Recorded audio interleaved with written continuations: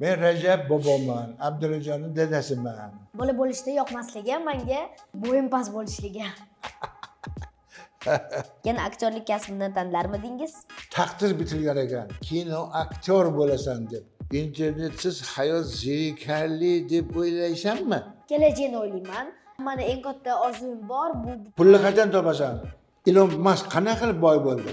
O'sha qishloqdagi kinoteatrlarning ichiga bilet olib kira olmasdim chunki pulim yo'q edi. Meni otam o'lib ketgan edi. Onadan pul so'rash uyat edi. bu kun menga iPhone telefonni podarka qilishganda men juda baxtli bo'lganman. Hayotiy maslahatlar bermoqchiman senga. Assalomu alaykum, men otim Islom. Men Junior IT akademiyani bitiruvchisiman. Yaxshi, xo'sh. Men Rajab boboman, Abdulajonning dadasiman. Birinchi savol. Bola bo'lishni nimasi yoqmaydi va nimasi yoqadi? Bola bo'lishda yoqmasligi menga bu ko'p ish qilishligi, maktabda o'qishligi, bo'yim past bo'lishligi. Xo'p.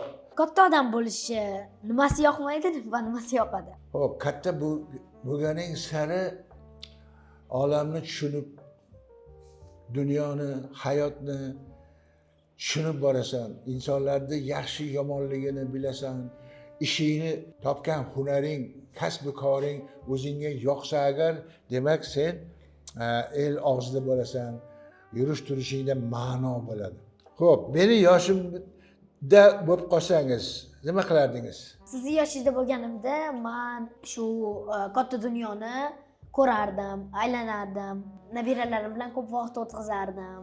O'qishchi, kitob o'qishlar ular ham bo'ladimi? Ha, u ham kitob o'qish, juda ko'p vaqt bo'lish. Yaxshi. Meni yoshimda bo'lib qolganingizda yana aktyorlik kasbini tanlarmidingiz? Meni yoshimda bo'lib qolganingizda yana aktyorlik kasbini tanlarmidingiz? To aktyor bo'lgunimcha har sohaga kirib harakat ko'rdim, lekin yurishmadi. Rassomlik qilishga harakat qildim, teatr artistlikka qilishga harakat qildim. Maktabda badiiy krujoklarda, ya'ni kichkina parcha spektakllar o'ynadim, lekin menga taqdir bitilgan ekan. Kino aktyor bo'lasan deb. E'lon o'qib qoldim, O'zbek filmda e'lon bo'ldik, aktyorlikka qabul qilamiz deb. 3 ta imtihondan o'tib aktyor bo'ldim. Zo'r, juda zo'r. Qiynaldingizmi o'sha 3 ta imtihonni o'tishga? Yo'q. Qiynalmadim chunki menda ozgina bo'lsa ham hali aytganimdek anaqa bor edi. Aktyorlik sohasidagi ba'zi yutuqlarim bor edi uchun ham menga vazifa berilganda o'sha vazifani aniq bajaraman uchun qiynalganim yo'q. Zo'r, juda zo'r.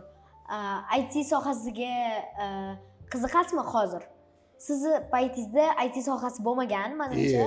Lekin hozir sal bo'lsa ham qiziqib ko'rdingizmi? To'g'risini aytsam, men mana shu sohada endigina sayt nima, bot nima, Telegramdagi anaqalar, lekin sayt nimaligini so'rab bilib oldim. Dilbar degan bitta qiz bor. O'shandan so'rab oldim, tushuntirib berdi menga. O'sha IT akademiyasida o'qiyotgan, mana senga o'xshagan bolalar shunaqa sayt yasar ekanda, shu bilan keyin uni tadbirkorlarga ko'rsatar ekan. Yo'qsa, ular sotib olar ekan va pulni qizar ekan bu sayt yasaganga. Men ana shunga qiziqib qoldim. Zo'r, zo'r. IT sohasi juda qiziq soha. Menga juda yoqadi. Men qiziqdim, menga yoqdi. Va men sizga o'xshab, menimcha o'zimni sohamni topib oldim. Albatta, topish kerak. Kasb korga bog'langan. Butun hayoting davomida ana shu kasb koring seni ham boqadi, ham tanishtiradi, ham boy qiladi, ham yaxshi inson bo'lishingga xizmat qiladi. Ham uyda, ko'cha-ko'yda, o'rtoqlaring, do'stlaring oldida obro'ying oshar ekan. Internetsiz hayot zerikarli deb o'ylaysanmi? Internetsiz hayot bor, lekin qiyin. Juda qiyin. Chunki hozir internet bilan juda ko'p narsa hal bo'lyapti. ha, da, to'g'ri. Hatto yaxshi tomonida ham, yomon tomonida ham hal qilyapti. Ha, lekin internetda yaxshi tomonlari ko'proq deb o'ylayman. Ha. Chunki bu bizga juda katta imkoniyatlar ochib berdi. Yangi sohalar paydo bo'ldi. Menga internet o'zi вообще zo'r открытие deb o'ylayman. Chunki Ixtiro. zo'r ixtiro deb o'ylayman. Chunki internet bizga juda ko'p imkoniyatlar berdi. Hozir internet bor. Sizning yoshligingizda odamlar bir-biriga xat yozishganmi? Albatta. U paytlarda bizni yoshligimizda xat yozishgan, maktub yozishgan va pochta degan joylarda telefon bo'lardi. Budkalar, telefon uyachalari bo'lardi. Bu yerda 2, 3, 4, 5 qatta keyin kelib telefon qabul qiluvchiga meni Toshkent bilan ulaysizda mana telefonni berardik. Telefonni olib turib u Toshkentga so'roq berardi. So'roq bergandan keyin haligi odam, ya'ni men chaqirayotgan odam bo'lmasa agar, kelmagan bo'lsa agar, xat jo'natib sizga ertaga yoki bo'lmasa 2 soatdan keyin pochtaga keling, sizga telefon kelgan gaplashuvga derdi, shu bilan gaplashardik. Hozir endi butunlay o'zgarib ketdi. Juda qiyin. Maktub va telefon edi. Hozir juda rivojlanib ketgan bu narsalar. Telegram ilovasi paydo bo'ldi. Hozir hech qanaqa pochtaga borib o'tirish kerak emas, shunda Telegramdan yozasiz va srazu javob olasiz. To'g'ri. Xo'p, hozir eng ko'p o'ylaydigan narsang nima haqida? Meni eng ko'p o'ylaydigan narsam bu kelajakni o'ylayman. Kelajakda katta odam bo'lishni o'ylayman. Shunga harakat qilish kerakli haqida o'ylayman. O'qimishli, bilimli, aqlli, fahmu farosatli bo'lib, ilg'or bo'lish. Haqida o'ylayman-da. Yaxshi, hali aytganingdek, bu internet chiqdi, ba'zilarga balo bo'ldi, ba'zilarga a'lo bo'ldi. Hozir nima haqida eng ko'p o'ylaysiz? Hozir men o'ylaydigan narsam ko'p. Avvalambor artistlik sohasidagi hali ochilmagan quruq joylari bor artistlikni. Artistlik juda oson aslida. Rejissyorlar aytganini bajarsang bo'ldi. Rejissyor ham qoniqadi, sen ham qoniqasan, boshqalar ham qoniqadi. Chunki rejissyorlar vazifasini bajarding. Lekin mana shu bajarishda birorta yangilik qila olasanmi? Ya'ni boshqalar aktyorlar xuddi shu ishda shunday o'ynagan bo'lsa agar sen boshqacha o'ynay olasanmi degan o'ylov xayolim ko'p. Shuning uchun men har bitta ssenariyni obdan o'qib chiqib, rolim qanaqa, kim, qaysi odam, nima qilaman, qayerga boraman, kimlar bilan gaplashaman, nima deyman va hokazolarni surishtirib keyin rol yo'qsa, agar salbiy bo'lsa agar yo'q deyman, ijobiy bo'lsa agar xo'p deyman, shu bilan hal bo'ladi. Yana o'ylaydigan narsalar oilaviy, 10 ta nevaram bor, 5 ta evaram bor, nevaralarim katta bo'lib qoldi, uy joy masalalari bor, shular haqida ko'p o'ylayman. Xo'sh, eng katta orzuying nima? Bormi? Ha, meni eng katta orzuyim bor, bu butun dunyoni ko'rish, sayohat qilish. Televizordanmi yo boribmi? Borib, конечно. Pulni qachon topasan? Shu IT sohasi, programmist bo'lib, dasturchilar ko'p pul topishadi, adashmasam, shu imkoniyatligi bor. Elon Musk qanday qilib boy bo'ldi? Elon Musk o'zini kompaniyalarini ochdi. O'shaning uchun u juda aqlli odam. Elon Musk o'shaning uchun u ko'p harakat qilib shuncha pul topa oldi. Yoshligingizda qilgan orzuyingiz hozir amalga oshdimi? Oshdi. Aytib bera olasizmi qanaqa orzu bo'lganligini? Yo, aytdim-ku hali-ku. Rassom bo'lmoqchi edim, teatr artisti bo'lmoqchi edim. Kinoteatrlarda e'lon yozganman.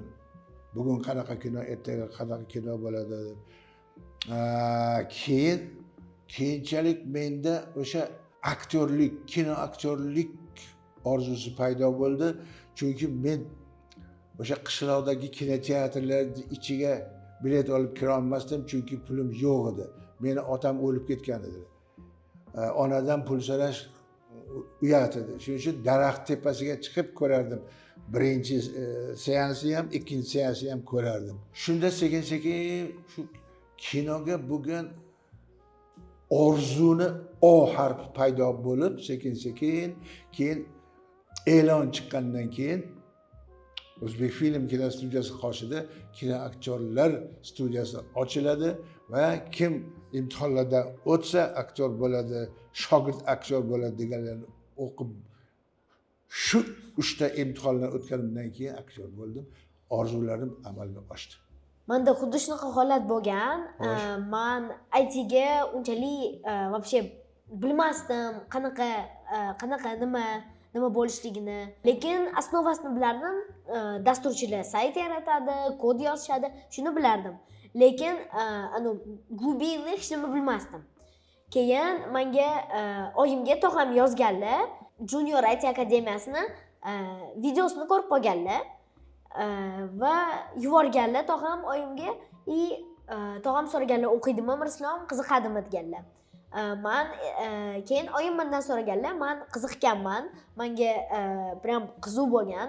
Bu chunki yangi narsa, hali hech nima rivojlanmagan, shunaqa edi.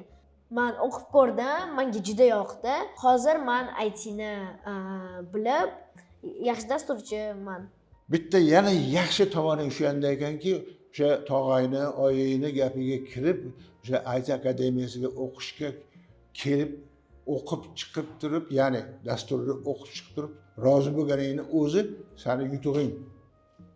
Omad tilayman senga. Eng baxtli kuningni eslab olasanmi? Ha, eslay olaman. Bu kun menga iPhone telefonni podarka qilishganda men juda baxtli bo'lganman. Eng baxtli kuningizni eslay olasizmi? Birinchi badiiy filmda tushgan kunim eng baxtli kunim va uni tomoshabinlar qabul qilib qarsak chalgan kuni baxtli kunim. Birinchi badiiy filmingiz qaysi bo'lgan? Sayyodning qo'ng'irog'i degan G'ani Yo'ldosh Ag'zamov rejissyorligida kinoda men ilk bor kichkina bir epizod o'ynadim, ya'ni lavha o'ynadim. Bu Gorkovning shogirdi G'ani Azamov degan aktyor rahmatli. O'shaning shogirdini o'ynadim va men lahatni ichiga tushib qo'rqib ketaman. U yerda bir tirik ayol yotgan bo'ladi. Ana shu birinchi O'zbek filmdagi birinchi epizod lavham bo'ladi. Ya Alloh. Hey, bu yerda nima qilyapsan? Xudo bormi senda? Men senga gapiryapman. Undan keyin Inqilob chavandozlari, Qizil qumlar va chavandozlari va boshqalar.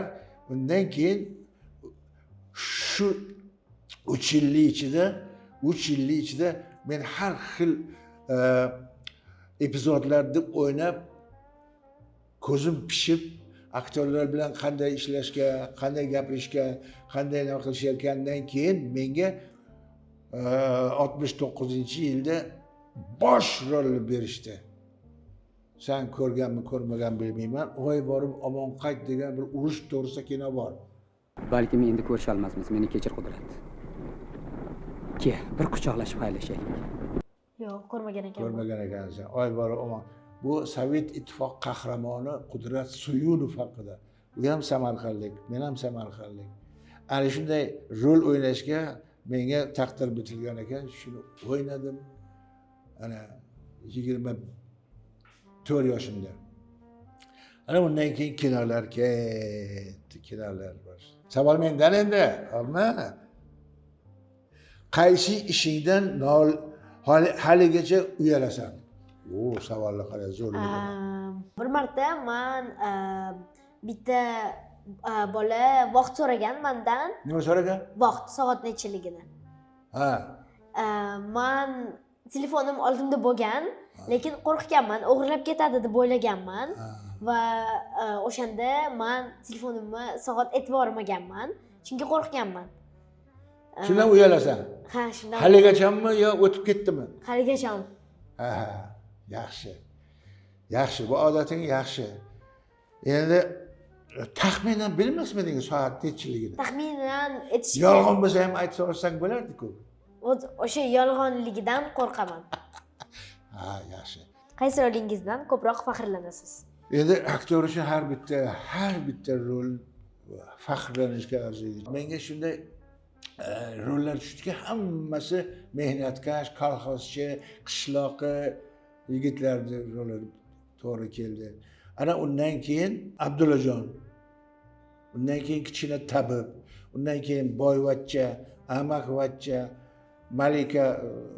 Malikaning Ajdaho Malika sarguzashtlari degan kino bor.